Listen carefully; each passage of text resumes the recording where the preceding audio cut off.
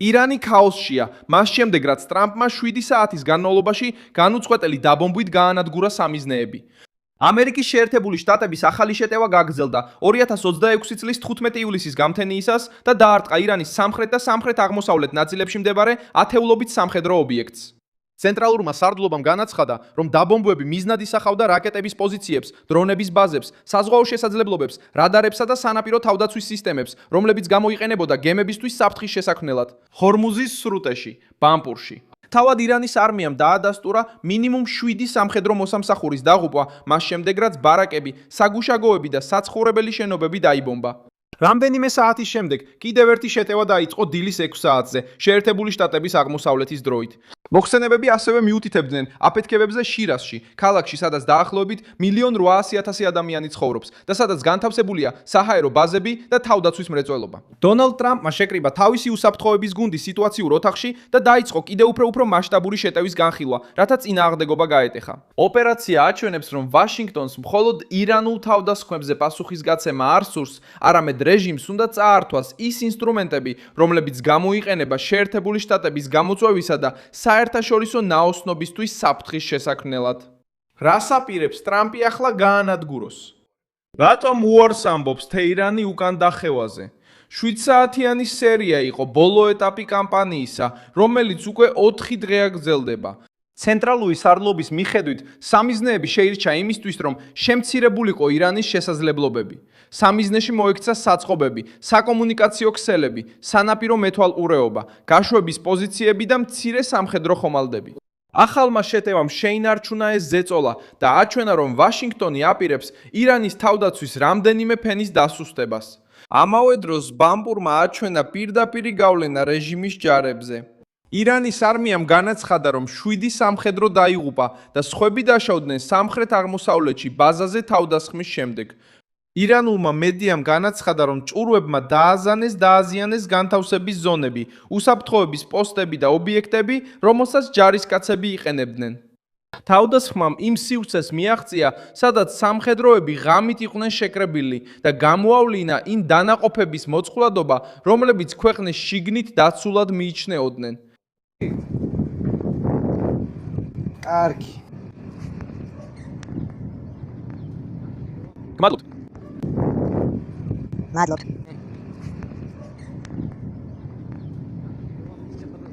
ირანის ჯანდაცვის სამინისტრომ ასევე განაცხადა, რომ ბოლო თავდასხმების შედეგად 260-ზე მეტი ადამიანი დაშავდა და ბოლო დღეებში 30-ზე მეტი მშვიდობიანი მოქალაქე დაიღუპა.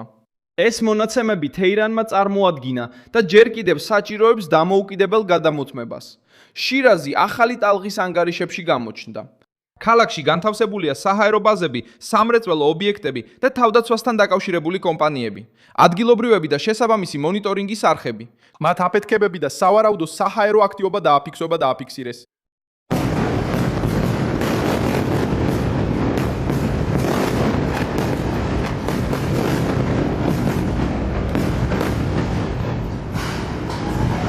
ირანის სამინისტრო. ქალაქს უკვე ჰქონდა სამხედრო ზიანი წინა თავდასხმების დროს და მისი მოხსენიება ახალ ცნობებში მიუთითებს, რომ სანაპირო ზოლის გარეთ მდებარე თავდაცვის ცენტრები ასევე შეიძლება მოხვდნენ ტრამპის მიერ დაგეგმილ გაფართოებაში.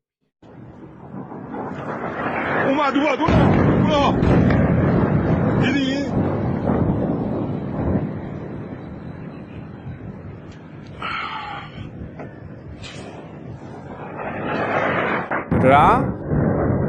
მოუყენებია სამხედრო ზიანი სანაპირო თავდასხმებში.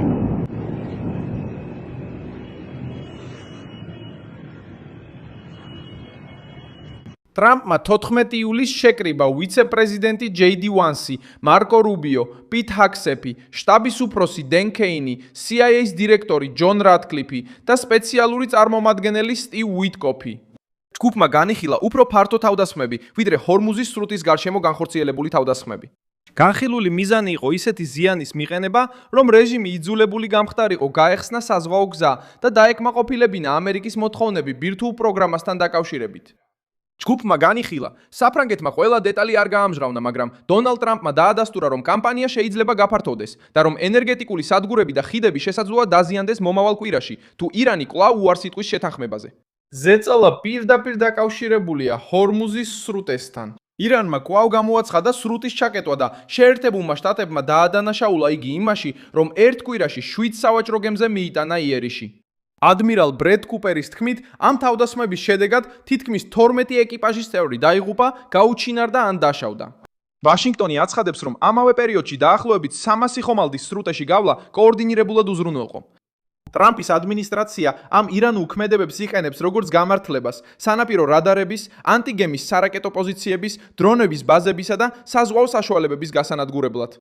მიზანი არის რეჟიმისთვის იმ შესაძლებლობის წართმევა, რომ საფრთხე შეუქმნას ვაჭრობას და თეირანს არ მისცეს უფლება საერთაშორისო მარშრუტი საკუთარ საკუთრებად მიიჩნიოს.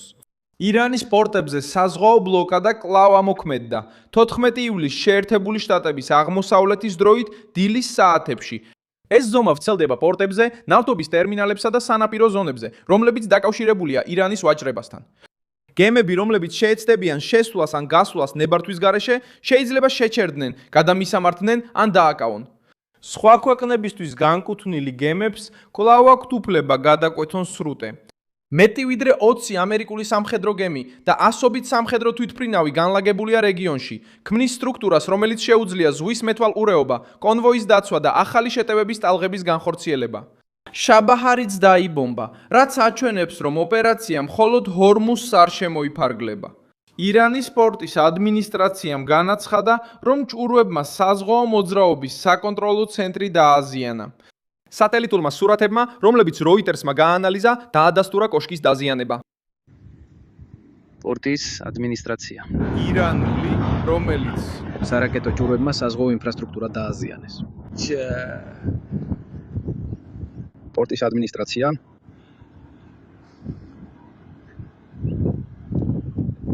პორტის ადმინისტრაციამ საზღვაო მოძრაობა დააზიანა. შაბაჰარი არის ირანის მთავარი პორტი, რომელსაც პირდაპირ იცდომა აქვს ინდოეთის ოკეანესთან, სპარსეთის ყურეს გარეთ და უზრუნველყოფს მარშრუტებს, რომლებიც ინდოეთს, ავღანეთსა და ცენტრალურ აზიას უკავშირდება. მისი საკონტროლო სტრუქტურის დაზიანება ამცირებს რეჟიმის შესაძლებლობას თუ ერთი ალტერნატიული გზით გადაადგილოს. პიკარეტის მთა კიდევ ერთი დაძაბულობის წერტილი გახდა. კომპლექსი მდებარეობს ნათანსთან ახლოს და მასში ღრმად მიწაში განთავსებული გვირაბებია, რომლებიც სპეციალისტების მიერ მნიშვნელოვანია. სპეციალისტების თქმით, ის უფრო დაცულია ვიდრე რამდენიმე ბირთვული ობიექტი, რომლებიც უკვე დაზიანებულია. დონალდ ტრამპმა განაცხადა, რომ შეერთებული შტატები აკვირდება ამ ადგილს და შესაძლოა განახორციელოს შეტევა, თუ დააფიქსირებს ბირთვულ პროგრამასთან დაკავშირებულ აქტივობას. ირანის პარლამენტის თავმჯდომარის მრჩეველმა უპასუხა, რომ რეგიონი ჯოჯოხეთად გადაიქცევა, თუ კომპლექსს დაბომბავენ. მუქარა აჩვენებს ნერვიულობას ობიექტის გარშემო, რომელსაც რეჟიმი თითქმის ხელშეუხებლად წარმოაჩენს.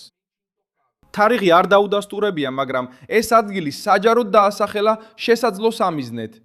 თეირანმა უპასუხა მუქარებით და თავდასხმებით ამერიკულ პოზიციებზე იორდანიაში, ბაჰრეინში და ქუვეითში. რევოლუციურმა გვარდიამ განაცხადა, რომ სამიზნედ აიღო საწყობები და სამხედრო ობიექტები, მაშინ როცა რეგიონის თავდაცვის ძალებმა განაცხადეს, რომ დრონებისა და რაკეტების ნაწილი ჩაჭრეს. ირანმა ასევე დაიმუქრა კრიზისის გაფართოებით ბაბ-ელ-მანდების სრუტეში, რომელიც კიდევ ერთი მნიშვნელოვანი სავაჭრო მარშრუტია.